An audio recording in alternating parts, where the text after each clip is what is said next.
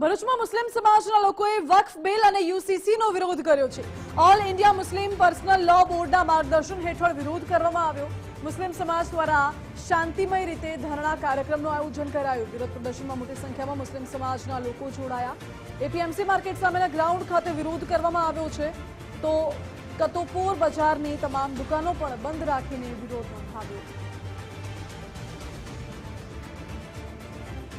સમગ્ર ભરૂચ જિલ્લાના મુસ્લિમો સિફા ખાતર all India Muslim personal law બોર્ડના નેજા હેઠળ વકફ એમેન્ડમેન્ટ બિલ અને યુસીસીના બિલના વિરોધના અંદર સમગ્ર ભરૂચ જિલ્લો મુસ્લિમ અહીં ભેગા થઈ આ બિલનો સખત વિરોધ કરે છે।